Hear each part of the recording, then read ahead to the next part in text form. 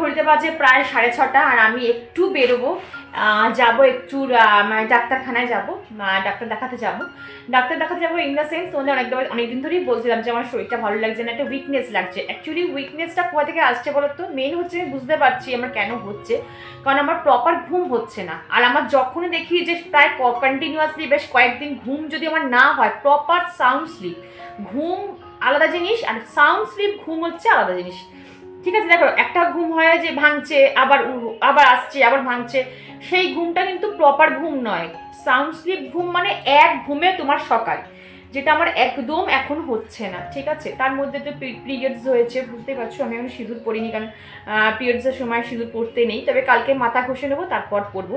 মানে ভাগ্যক্রমে আমার সরস্বতী পুজোর দিন ডেট ছিল, যাই হোক ঠাকুর কৃপায় আমার পুরো পুজো ভালো মতন উতরে গেছে, তারপর আমার হয়েছে।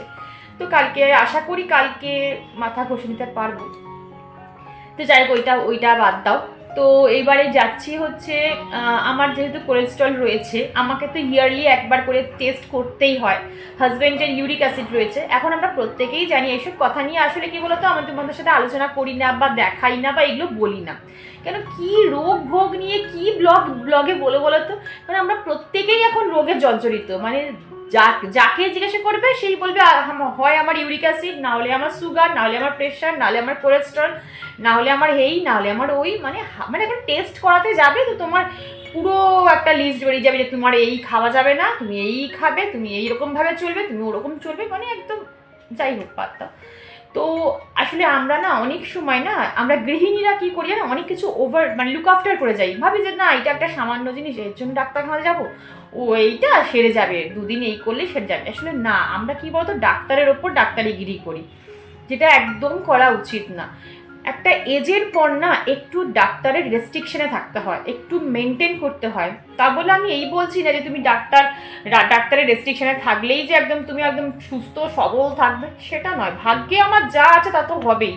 আমার যদি ভাগ্যে থাকে আমি মানে সে আমাকে জাতবদ্দি মানে বিশাল মানে আমেরিকা ফেরত ডক্টরের আন্ডারে থাকলেও আমার সেটা হবে। আর যাই হোক, তো ওই জন্য যাবো, গিয়ে একটু ডাক্তার দেখাতে হবে। আর আমার কদিন ধরে রাতে একদম ঘুম হচ্ছে না। অ্যাকচুয়ালি তোমরা তো বুঝতে পারছো না, কারণ আমার একটা গুড সাইন হচ্ছে আমার চোখের তলায়, ক্রস ফিঙ্গার, আমার চোখের তলায় না খুব একটা কালি পড়ে না, টাচুট আমার একদম কালি পড়ে না। আমি যদি 7-8 দিন টানা যদি না ঘুমাই না, তোমরা বুঝতে পারবে না যে আমার ঘুম হয়নি। তো যাই হোক, ওইটা তোমরা হয়তো বুঝতে পারছো না, কিন্তু আমার কন্টিনিউয়াসলি কটা রাত আমার এক ফোঁটা আমার ঘুম হচ্ছে না, জানো? শুতে 2-2:30 বেজে যাচ্ছে। তারপর সকালবেলা ওঠার তাড়া রয়েছে, সংসারের কাজের তাড়ায় তোমার ঘুম ভেঙেই যাবে। আসলে ঘুম হচ্ছে না, মেয়ের পরীক্ষা, এক্সাম চলছে, মানে সরি এক্সাম শুরু হবে, দেখেছো কি সব বলছি, এক্সাম শুরু হবে, বোর্ড এক্সাম জানো তোমরা, আমার মেয়ে আইসিসি বোর্ড দেবে। তো ও 2-2:30 অবধি পড়াশোনা করছে। এবার ঘরে টিউব জ্বলছে, এবার আমার টিউবের আলোয় না আমি এতটুকু ঘুমাতে পারি না, আমার এতটুকু ঘুমই আসে না। আর ও যতক্ষণ না দেখবে একটা জিনিস হয় না, মাদের একটা ফিল হয় যে মেয়েটা পড়ছে আমি ঘুমিয়ে থাকবো, ওই পর এই কি পড়ছিস হয়ে গেছে, মানে এইরকম, আর কতক্ষণ মাম্পা এবার উঠে যা, মানে এই বলতে বলতে ওর সাথেই আমি জেগে আছি। তারপর মেয়েটা কি হচ্ছে, মেয়েটা একটু বেলা করে উঠছে, ওকে ডাকছি না, কিন্তু আমাকে তো উঠতেই হচ্ছে। তারপর যে উঠে যাচ্ছি আধা খাঁচড়া ঘুম করে, তারপর যে সারা দিন আমার যে কি ডাউজেনেস যাচ্ছে, মনে হচ্ছে ঝিমাচ্ছি, মনে হচ্ছে চোখ দিয়ে না জল বেরোচ্ছে, চোখ জ্বালা করছে, হাত পা কেমন একটা মনে হচ্ছে কাঁপছে, মনে হচ্ছে কোনো কাজে জোর পাচ্ছি না, মানে কোনো কিছু লিখবো আমার মনে হচ্ছে আমার পাচ্ছি না, কেমন একটা মনে হচ্ছে জোর কমে যাচ্ছে, পা দুটো মনে হচ্ছে থরথর করে কাঁপছে। তার মধ্যে পিরিয়ডস হয়েছে। তো যাই হোক সব কিছু মিলিয়ে তার আমার হাতটা না ব্যথা করছে। তো যাই হোক সব কিছু জগা খিচুড়ি মিলিয়ে গেছে আমার শরীরটা। তো হাজব্যান্ড বললো ঠিক আছে দরকার নেই, চলো একবার ডাক্তারকে দেখিয়ে আসি কি হলো দেখো। আমারও ওরও একটা ইউরিক অ্যাসিডের জন্য টেস্ট আছে। তো বললো চলো তোমারটাও দেখিয়ে আসি আমারটাও দেখিয়ে আসি, একবারে তাহলে হয়ে যাবে। আসলে আমার হাজব্যান্ড এমনই একটা মানুষ না, ও কোনো কারোর ব্যাপারে, মানে আমার পরিবারের কারোর ব্যাপারে ও এতটুকু নেগলেক্ট করে না, মানে সঙ্গে সঙ্গে ডাক্তার দেখাবে। দেখো কপালে যা আছে তো তা হবেই, কিন্তু নেগলেক্ট কেন করবো বলো? ঘরে বসে তো আমরা ডাক্তার নই, তাহলে তো মানে অনেক কিছুই করে নিতে পারতাম। তো কিছু কিছু জিনিস একদম নেগলেক্ট করা উচিতই না। একটা সময় জানো তো, মানে বলছি না যে ধরো তোমাকে যদি কেউ বলে যে তুমি আজকের দিনটা খেও না, তুমি দেখবে না খেয়েও তুমি সুস্থ থাকবে, বরঞ্চ তুমি হালকা থাকবে। কি তোমাকে যদি কেউ বলে যে তুমি রাত জেগে থাকো, তুমি দেখো 3 দিনের মাথায় তুমি বিছানা থেকে উঠতে পারবে না। মানে ঘুমটা আমাদের জীবনে এতটাই দরকার। মানে ঘুম ছাড়া, মানে যদি যার প্রপার ঘুম আছে, ভাববে যে প্রপার ঘুমায় তার মধ্যে কোনো রোগ ভোগ নেই, আর যার ঘুমের ঘাটতি তার জীবনে হাজার রোগ। তো আমি কি করতাম তোমাদের সাথে একটা শেয়ার করি গল্প।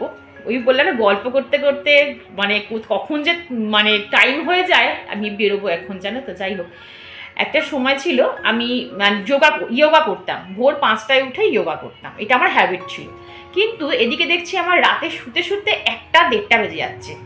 এবার 1টা-1:30 বেজে যাচ্ছে, এবার ভোর 5টার সময় যখন উঠছি যোগা করছি, তখন না যোগা করলাম ঠিক আছে, কিন্তু যোগা করার পর যখন আমি সংসারের কাজকর্ম করতে যাচ্ছি, তখন মনে হচ্ছে যে আমার শরীর আর দিচ্ছে না, আমার মানে ক্লান্তি আসছে, মনে হচ্ছে কেউ ধাক্কা মারলে আমি পড়ে যাব, এত উইকনেস, মানে শরীর দিচ্ছে না বন্ধুরা, কি পরিমাণে খারাপ হয়ে যাচ্ছিল।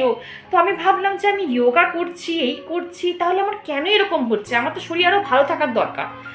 তারপরে আমি রিয়েলাইজ করলাম, আমাকে ডক্টর বলল যে তুমি প্রপার ঘুমাচ্ছই তো না, তোমার কি করে শরীর ছাড়বে, তুমি শুচ্ছ 1:30-2টোয় শুচ্ছ, ভোর 5টায় উঠছো, তোমার ঘুমটাই তো কমপ্লিট হচ্ছে না।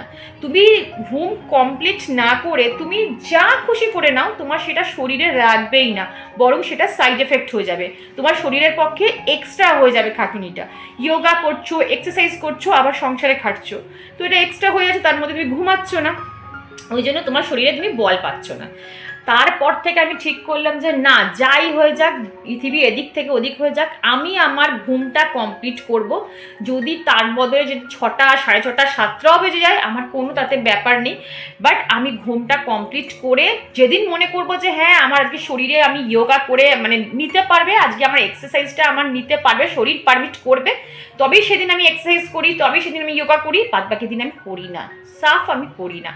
আর যেদিন তোমাদের দেখাই আমি যোগা করছি বা এক্সারসাইজ করছি, ভাববে সেদিনই আর শর্মিষ্ঠা করছে, ঠিক আছে? কারণ শরীরের এগেনস্টে গিয়ে তুমি কোনো কিচ্ছু করতে পারবে না, কারণ আগে শরীরকে তোমাকে করতে হবে, তোমার শরীরের ওইটুকুই ওজন মানে বহন করার ক্ষমতা, তুমি এর থেকে তুমি 1 কেজি এক্সট্রা দাও, সে কিন্তু পারবে না। তো যাই হোক, আগে আমি ডাক্তার দেখিয়ে আসি, তারপর তোমাদের সাথে কথা বলছি, চলো। তো বন্ধুরা, এইটা হচ্ছে আমার ফাইল, আর এটা হচ্ছে আমার হাজব্যান্ডের ফাইল। আমরা সব সময় প্রত্যেকের ফাইল আমাদের আলাদা আলাদা থাকে, আমার মেয়ের, আমার যা পরিবারের প্রত্যেকটা মানুষের ইন্ডিভিজুয়াল কিন্তু আমরা ফাইল রাখি, মানে একটার ঘাড়ে একটা ঢুকিয়ে দিই না, যাতে আমাদের সুবিধা হয়। তো এই জন্য এইভাবে আমি ফাইলগুলোকে অ্যারেঞ্জ করে রাখি, আর এই ফাইলগুলো কিন্তু সব আমার আন্ডারেই থাকে, ঠিক আছে? আমিই রাখি, কারণ আমি জানি এগুলো আমাকেই বার করতে হবে। আমি একদিন তোমাদের দেখিয়ে দেবো ব্লগে যে কিভাবে তোমরা সব জিনিসপত্র ঠিকভাবে অ্যারেঞ্জ করে রাখতে পারবে, কারণ এইগুলো কিন্তু আমাদের বুদ্ধি খাটিয়ে রাখতে হয়, আর এগুলো আমাদের গৃহিণীদেরই কিন্তু, আমি বলি সবসময় যে গৃহিণীদের শুধু একটাই কাজ না যে সংসারের কাজকর্ম, ঘর গোছানো, রান্নাবান্না, এটাই শুধু কাজ নয় কিন্তু আলটিমেট আমাদের অনেক গুরু দায়িত্ব কিন্তু পালন করতে হয়। তো সেটা যদি আমরা যত তাড়াতাড়ি শিখতে পারবো, ততই কিন্তু আমাদের পক্ষে ভালো। তো এই নিয়ে আমি তোমাদের সাথে আরেকদিন ব্লগ বানাবো যে আমি কিভাবে এইগুলোকে সুন্দরভাবে অ্যারেঞ্জ করে রাখি। শুধুমাত্র দেখো ডক্টর ফাইল নয়, কিন্তু আমি কিন্তু সব কিছু আমার যা মানে দরকারি জিনিসপত্র থাকে সব কিন্তু আমি এরকম আলাদা আলাদা করে ইন্ডিভিজুয়াল ফাইল করে রেখে দিই, যাতে আমার সঙ্গে সঙ্গে তৎকালীন যদি কোনো কিছু লাগে, যাতে আমার অসুবিধা না হয়। তো চলো, আমার এটা আমাদের ঢুকিয়ে নিয়ে আগে, তারপর আমি রেডি হই, তারপর কথা বলছি। আর এখন ঘড়িতে বাজে, দেখো কথা বলতে বলতে কটা বাজে, দেখো 7টা বাজে, ঠিক আছে? চলো। আমরা গৃহিণীরা সবচেয়ে বেশি নেগলেক্ট কী করি জানো? আমাদের শরীরটাকে, আমাদের হেলথটাকে। আমরা দামি দামি জিনিসপত্র কিনবো, দামি দামি শাড়ি কিনবো, গয়না কিনবো, সব কিছু কিন্তু আমাদের ঠিকঠাক থাকবে, কিন্তু নেগলেক্ট কোনটা করব? স্বাস্থ্যটাকে, আমাদের হেলথটাকে। একটা ছোট্ট এক্সাম্পল দিলে তোমাদের বুঝতে সুবিধা হবে। যখন কোভিডের সময় যখন লকডাউন চলছিল, তখন বড় বড় সোনার দোকান, জামা কাপড়ের দোকান, সব কিছু কিন্তু বন্ধ ছিল। একটা দোকানই শুধুমাত্র খোলা ছিল, সেটা হচ্ছে মেডিসিন শপ। তাহলে এর থেকেই বোঝা কি যায় জানো? যে আমাদের জীবনের সবচেয়ে ইম্পর্টেন্ট জিনিস হচ্ছে আমাদের হেলথ। আমি সবসময় বলি, তুমি তোমার শরীরকে যত বেশি টর্চার করবে, শরীর কিন্তু তোমাকে 10 গুণ একদিন ফিরিয়ে দেবে। ওই জন্য শরীর দাঁত থাকতে দাঁতের মর্ম বুঝতে হয়। সংসারের জন্য খেটে খেটে যখন শরীরটা খারাপ হয়ে যাবে, যখন তুমি 2 দিন বিছানায় শুয়ে থাকবে না, আজ তুমি যাদের জন্য এত পরিশ্রম করছো, এত স্যাক্রিফাইস করছো, তারাই তোমাকে বলবে যে সারাদিন করোটা কি, নিজের যত্নটুকু নিজে নিতে পারো না, তখন কিন্তু তোমাকে এটাই শোনাবে। তাই সময় থাকতে না বন্ধুরা, আমি সবসময় বলি, সময় থাকতে থাকতে নিজের শরীরের উপর যত্নশীল হও, যত্নবান হও। এখানে দেখো টুকটাক করে আমার অনেক কাজ কমপ্লিট হয়ে গেল। হাজব্যান্ড ফোন করে বলল যে ডাক্তারবাবু একটু দেরি করে আসবে, তা 15-20 মিনিট পর তুমি বাড়ির থেকে বেরো। তো আমি ভাবলাম 15-20 মিনিট ফালতু বসে থাকবো কেন, হাতের সামনে যেটুকু কাজ আছে সেইটুকু কমপ্লিট করে যাই, তাহলে আসলে আমাকে এই কাজগুলো আর করতে হবে না। মা হয়ে গেছে।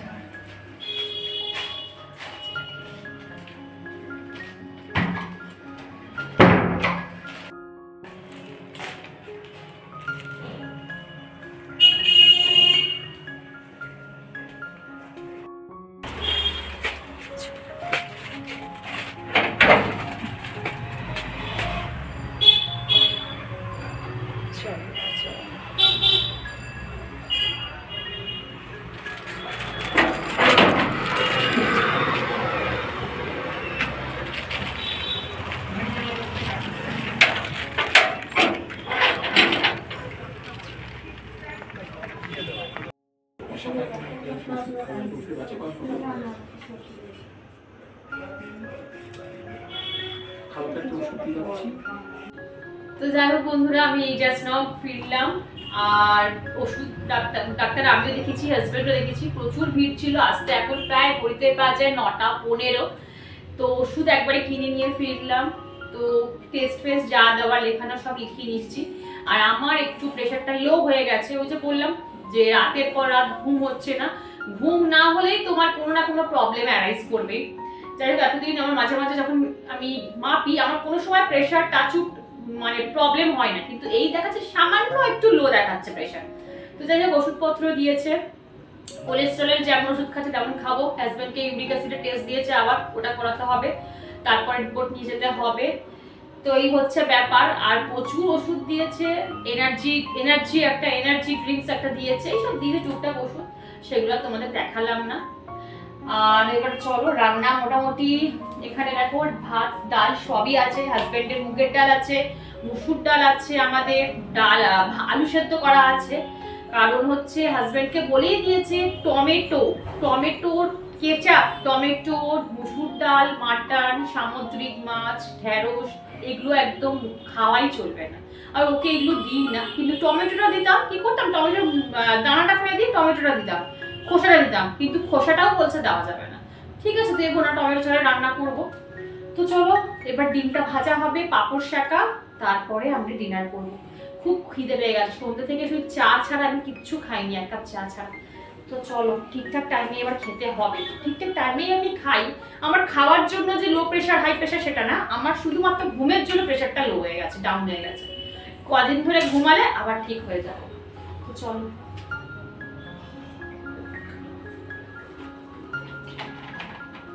আর এখানে দেখো মা পাঁপড়টা শিখে নিচ্ছে। এটা কিন্তু লিজ্জাত পাঁপড়, ঠিক আছে, মশালা লিজ্জাত পাঁপড়। আমি কিন্তু তেল ছাড়াই একদম সেকা পাঁপড় খাই, ঠিক আছে। আমি রাতের বেলা 2টো করে পাঁপড় খাবো। যাই হোক, আমি কিন্তু এই পাঁপড় শাকাটা খাবো, ভীষণ ভালো খেতে লাগে।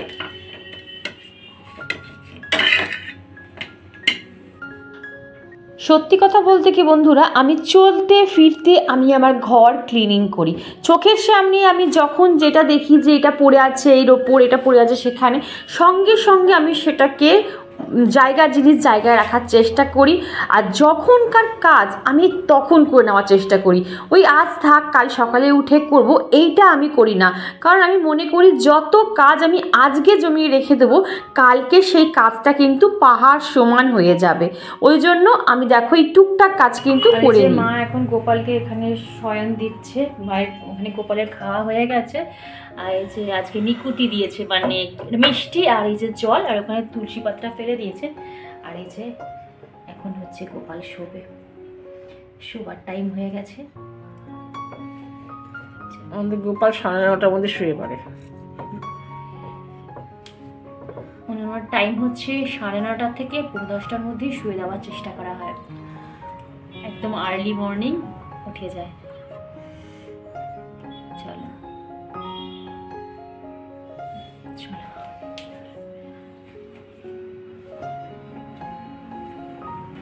তো বন্ধুরা এখন 10টা বাজে, রাত 10টা বাজতে যায়। আচ্ছা ঠিক আছে, এটা হচ্ছে আলু সেদ্ধ মাখা, এখানে হচ্ছে আচার, ওটা ডিমের অমলেট আমার আর আমার মেয়ে, আর মা বোধহয় ডিম সেদ্ধ খাবে, ওখানে ডাল রয়েছে, এখানে ভাত রয়েছে। আর তুমি ওষুধগুলো খেয়েছো? আর হয়েছে ওষুধ হচ্ছে এখানে কয়েকটা ওষুধ রয়েছে, খাবার পর সেটা বার করে রাখা হয়েছে আমার আর আমার হাজব্যান্ডের। যখনই ডাক্তারখানা যাওয়া হয় ওকে তো ওষুধ দেওয়া হয়, আমি ওষুধ আমাকে যা যা ওষুধ দেয় আমি ঠিকঠাকভাবে খাই, আর আমার হাজব্যান্ডকে যা যা ওষুধ দেয় ও কী করে 2 দিন খাবে, ঠিক আছে। ভিটামিন ডি দিয়েছে ওকে, আগের বারও ভিটামিন ডি দিয়েছিল, ওর ভিটামিন ডি এর অভাবে ওর একটু এই মাসেল পেন হয়, মানে মাসেল না মানে হাড়ে এই কলার বোনে ব্যথা হচ্ছে, রিস্ট জয়েন্টে ব্যথা হচ্ছে। ডাক্তারবাবু বললো এটা ইউরিক অ্যাসিডের ব্যথা না, এটা তোমার ভিটামিন ডির অভাবে হচ্ছে। আগের বারেও দিয়েছিল, ও ওষুধ খায়নি, 2 দিন ওষুধ খেয়ে সেটা রেখে দিয়েছে, আমি সেগুলোকে ফেলে দিই জানো। আমি এইবারে বললাম তুমি ওষুধ কিনে দয়া করে ওষুধগুলো কন্টিনিউ করো, নাহলে আবার তোমার পেন বাড়বে। কি বলো তো, ওষুধ কিনে যদি ওষুধ না খায় তো বাচ্চা ছেলে না, যে খাইয়ে দিলাম জল দিয়ে গুলিয়ে, না না এবার ওষুধটা ঠিক করে খাবো। তো এই দিয়েছে ওষুধ, কি সব কত রকম যে ওষুধের নাম দিয়ে জানে, এইসব দিয়েছে বাপরে বাপ। এই টনিক ফনিক না আমার একদম খেতে ইচ্ছা করে না, তাই না জানিয়েছে দিচ্ছে। চলো আমি খেয়ে নিই, মা ওখানে ভাত বাড়ছে, চলো খেয়ে নিই আগে। তো বন্ধুরা এখন ঘড়িতে প্রায় 10:30 বাজে, আমাদের ডিনার কমপ্লিট হয়ে গেছে। আর এই যে কয়েকটা বাসন, রাতে খাবার বাসন, এই কটা বাসন মাজবো, তারপর রান্নাঘরটা মানে এঁঠো রান্নাঘরটা পরিষ্কার করবো, তারপর মোটামুটি আমার নাইট রুটিন কমপ্লিট হবে। তারপরে আমি রূপচর্চা করে শুতে যাব। কি জানো তো বন্ধুরা, যতই রাত হয়ে যাক, যতই আমি বিধ্বস্ত থাকি না কেন, আমি বা মা যে কোনো একজন আমরা খাবার পর কিন্তু এঁঠো বাসন, এঁঠো সিঙ্ক আর এঁঠো গ্যাস এইগুলো পরিষ্কার করে তারপরে শুতে যাব। আমি এটা মনে করি যে রান্নাঘর হচ্ছে আমাদের মা লক্ষ্মীর মেন বাসস্থান।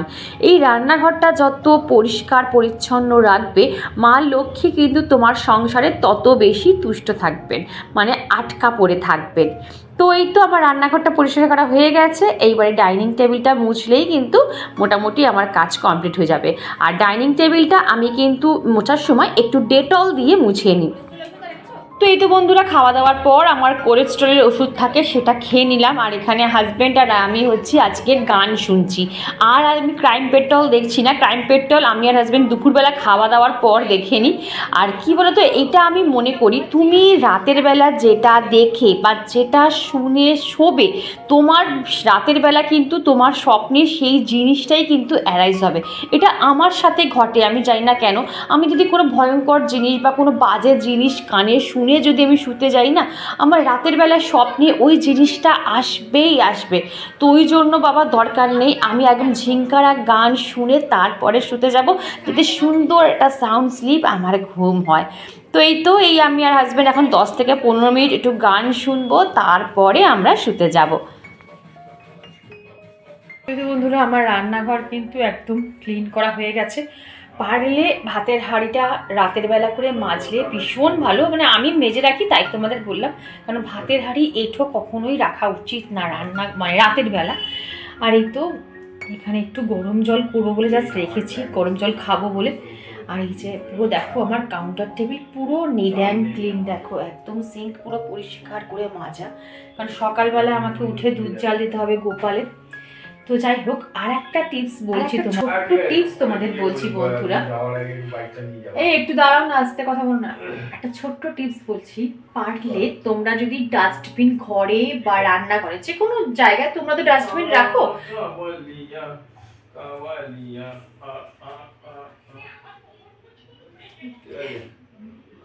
তো যাই হোক ডাস্টবিনটা অ্যাটলিস্ট তোমরা বাইরে রেখে দেবে, ঠিক আছে।